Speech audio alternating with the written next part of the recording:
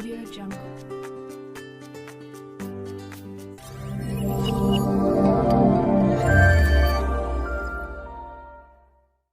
Siap beri salam. Assalamualaikum warahmatullahi wabarakatuh. Waalaikumsalam warahmatullahi wabarakatuh. Berdoa mulai. Audio Jungle. Berdoa selesai. Alhamdulillah. Oke anak-anak, sebelum pembelajaran kita dimulai, seperti biasanya marilah kita membuka ayat suci Al-Quran untuk membaca ayat-ayat Allah. Silakan dibaca. Audio Jungle. Allahul Azim. Audio Jungle. Oke baiklah, Ibu absen ya. Ya Bu. Siapa yang gak hadir hari ini? Iya, Bu. Alhamdulillah. Audio Kita Jungle. masih diberi Allah kesehatan sehingga hadir semua. Ada akhlak tercela, pasti ada akhlak Terpuji. Nah, jadi materi kita yang keempat adalah membiasakan akhlak terpuji. Nah, dalam Jungle.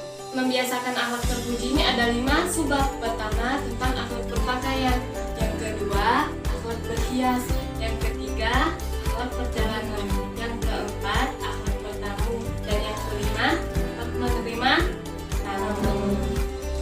Semalam udah pada belajar semua belum? Sudah. Yakin udah pada belajar semua? Yakin. Udah pada jawab yakin kan belajar semua? Jadi Ibu kasih soal di 2 kelompok ya. Ya Bu. Karena udah pada belajar semua, perwakilan kelompok maju.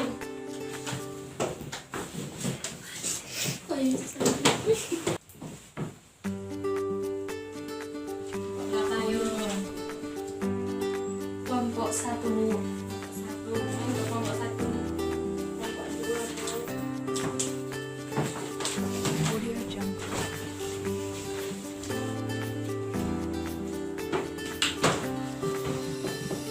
Nah, Ibu udah bagikan kertas. Di situ ada 3 gambar. Kalian amati. Di situ juga ada pertanyaannya. Nah, jadi untuk masing-masing kelompok Ibu kasih waktu 15 menit untuk berdiskusi. Audio Jungle. Hasil diskusinya boleh ditulis tangan. Ayo, 15 menit waktu dari sekarang. Ya Bu. Audio Jungle.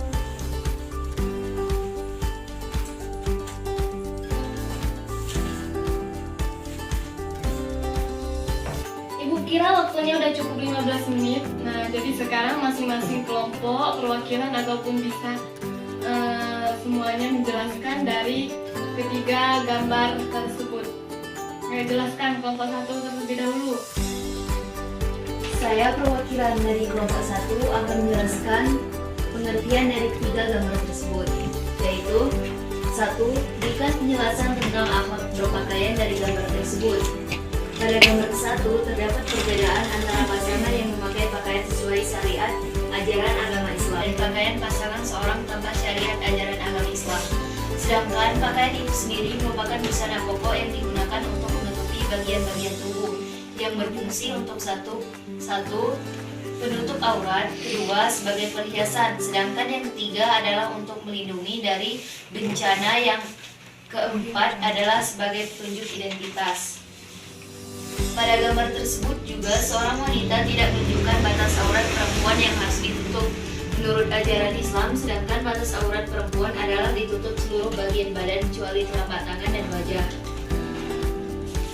Yang kedua, jelaskan hikmah dari gambar tersebut.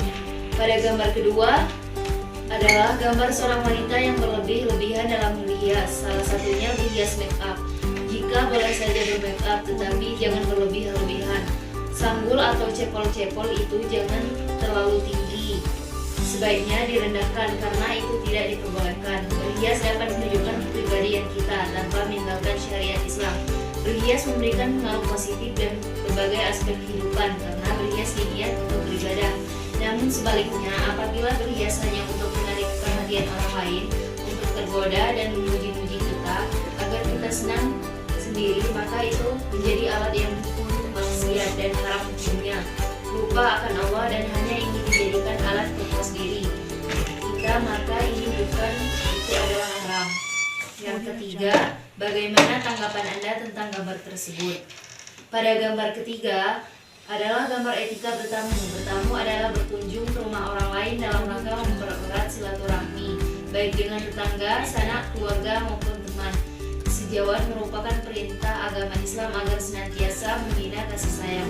Perbedaan atau etika cara seorang pada gambar 3.1, orang yang bertamu tanpa mengetuk pintu. Yang kedua, orang yang bertamu dengan cara etika yang benar dengan menutup pintu. Gambar yang benar adalah gambar yang bertamu dengan cara menutup pintu itu adalah sebagai isyarat dan salam. Ketiga, datang etika yang benar cara bertamu adalah menutup pintu semaksimal sebanyak 3 kali. Jangan mengintip ke dalam rumah. Sekian pengertian dari gambar 3 tersebut. Oke, terima kasih untuk kelompok 1. Kita beri aplaus untuk kelompok 1. Oke, selanjutnya untuk kelompok 2, silakan mempresentasikan hasil kerjanya. Saya perwakilan dari kelompok 2 akan menjelaskan tentang hasil diskusi kami, yaitu 1. Berikan kesimpulan dari gambar nomor 1. Pada gambar tersebut adalah adab atau cara kita menerima tamu harus sesuai dengan ajaran Islam, berpakaian yang pantas, menerima tamu dengan sikap yang baik, mengajak berbincang-bincang, segera menjamu tamu dengan makanan, bila pulang mengantar sampai di depan rumah, tetap memperhatikan waktu sholat. 2. Jelaskan dampak positif dari gambar tersebut. Pertama, bertamu secara baik dapat menunjukkan sikap toleran terhadap orang lain dan menjauhkan sikap paksaan, tekanan, intimidasi, dan lain-lain.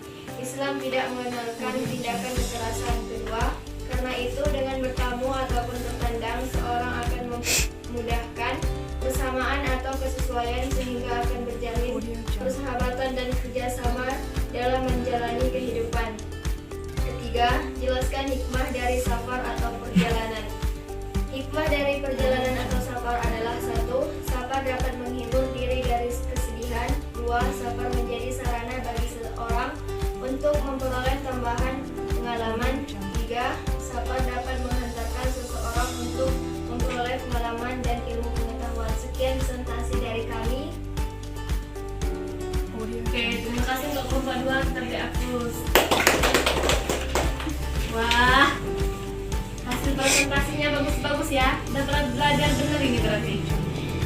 Iya, Aku akan tarik kesimpulan dari ketiga gambar masing-masing kelompok. Nah, untuk kelompok 1, pada gambar pertama itu kita tarik kesimpulan bahwa pakaian itu merupakan suatu busana pokok untuk menutupi bagian tubuh. Tadi juga sudah dijelaskan bahwa fungsi pakaian itu 1 untuk menutup aurat, yang kedua sebagai perhiasan, yang ketiga sebagai petunjuk identitas. Kenapa dikatakan sebagai petunjuk identitas?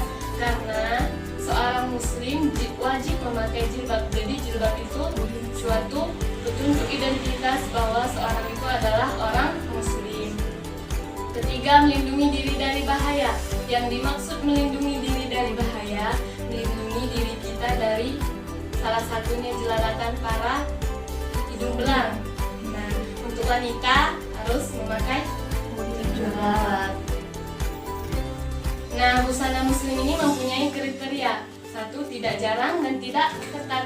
Apabila kita sudah memakai pakaian sesuai ajaran Islam, itu tidak boleh jarang dan ketat. Yang kedua, tidak menyerupai laki-laki. Kenapa dikatakan tidak menyerupai laki-laki? Contohnya seperti ini. Seorang lelaki tidak diperbolehkan memakai pakaian seperti wanita, begitupun sebaliknya. Yang ketiga, tidak menyerupai busana khusus muslim. Yang keempat, pangkas dan sederhana. Nah, untuk gambar yang kedua, pada gambar yang kedua itu berhias tetapi melanggar syariat Islam. Kita walaupun berhias harus sesuai syariat Islam, tidak melanggar syariat Islam. Di situ sudah ditetapkan oleh Allah.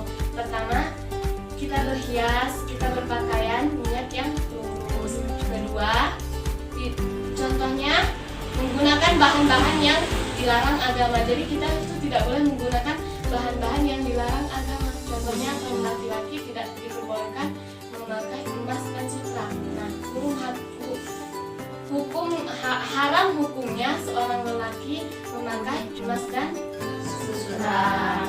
Tidak boleh menggunakan hiasan yang menggunakan simbol muslim, tidak berlebih-lebihan. Nah, pada gambar yang kedua itu seorang wanita memakai pakaian yang berlebih-lebihan, memakai make up yang berlebih-lebihan, memakai lipstick yang berlebih-lebihan. Itu tidak diperbolehkan. Yang kelima, tidak boleh berhias seperti orang jahiliyah. Yang keenam, berhias menurut kelaziman dalam memperhatikan jenis kelamin. Yang ketujuh seperti tadi, jenis kelamin harus sesuai. Seorang wanita memakai pakaian wanita, seorang laki memakai pakaian laki-laki. Berhias bukan untuk berfoya-foya. Gambar yang ketiga untuk kelompok 1, kita harus tahu apa itu bertamu. Ada yang tahu apa itu bertamu? Bertamu adalah berkunjung ke rumah orang lain dalam rangka untuk mempererat tali silaturahmi. Kita juga memiliki etika dalam bertamu. Pertama, apa? Pertama harus meminta izin masuk maksimal sebanyak 3 kali. Ada yang tahu maksudnya? Nggak ada yang tahu. Jadi maksudnya sebelum kita masuk itu kita harus mengucap salam. Sebanyak berapa kali? 3 kali. Pertama mengetuk pintu. Mengetuk pintu yang pertama tidak dibukakan pintu, tunggu jeda. Yang kedua mengetuk pintu lagi, tunggu jeda. Kalau udah yang ketiga kali tidak dibukakan pintu, berarti kita belum diizinkan untuk bertamu. Yang kedua berpakaian rapi dan pantas. Yang ketiga memberi isyarat dan salam ketika datang. Nah, kalau kita datang kita harus memberi salam. Keempat, jangan mengintip ke dalam rumah. Banyak sekarang kita kalau berkunjung itu mengintip ke dalam rumah. Apakah ada orangnya? Apakah enggak? Ya enggak? Ya kan? Nah, jangan seperti itu. Kelima, memperkenalkan diri sebelum masuk. Nah, kita harus memperkenalkan diri kita. Takutnya tempat kita berkunjung itu tidak percaya. Jadi kita harus memperkenalkan diri. Tamu laki-laki bisa masuk ke dalam rumah apabila tuan rumah hanya seorang wanita, itu dilarang masuk ke dalam rumah apabila di dalam rumah hanya seorang lelaki. Itu sebaliknya. Yang ketujuh, masuk dan duduk dengan sopan. Yang kedelapan, menerima jamuan tuan rumah dengan senang hati, dengan senyuman. Yang kesembilan, makanlah dengan tangan kanan, ambil yang terdekat. Yang ke-10, bersihkan piring, jangan biarkan sisa makanan berceceran. Yang ke-11, segeralah pulang setelah selesai. Yang ke-12 itu, selama waktu kita bertamu itu selama 3 hari 3 malam. Jadi ada batas waktu dalam syariat Islam. Kita harus tahu menerima tamu itu apa? Ada yang tahu? Menerima tamu adalah kedatangan orang yang bertamu.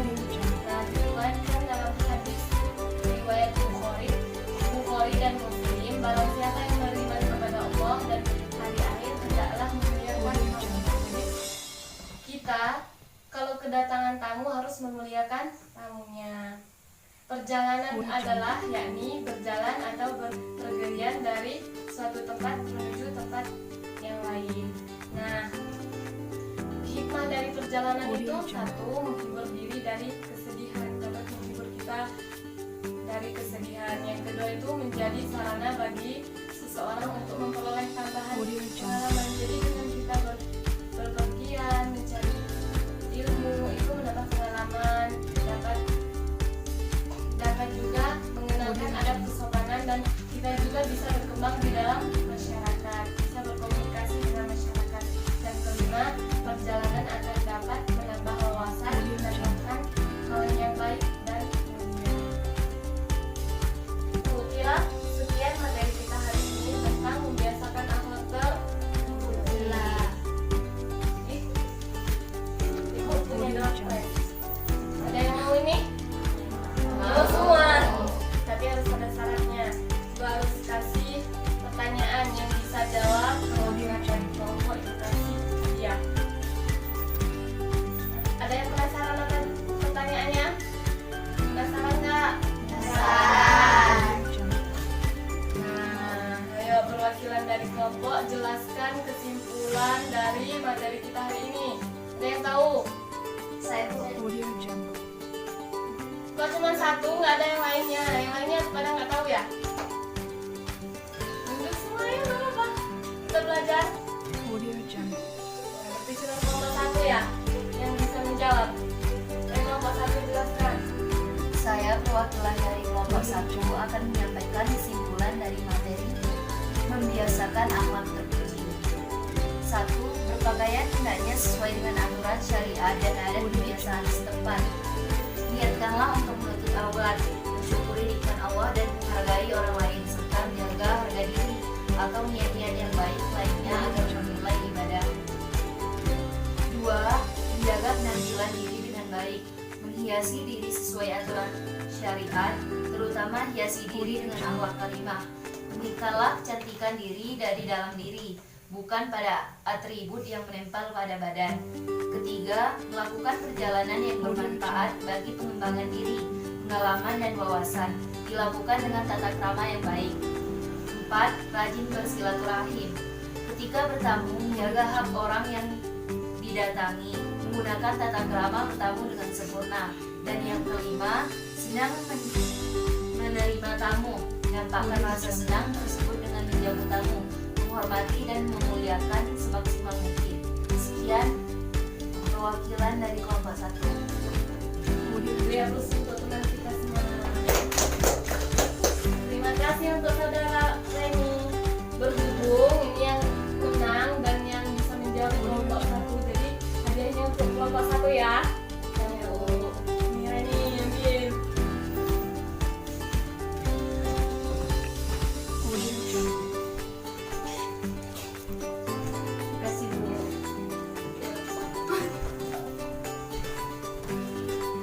Ibu kira pembelajaran kita hari ini sekian. Wallahul muwaffiq ila aqwamit thoriq. Wassalamualaikum.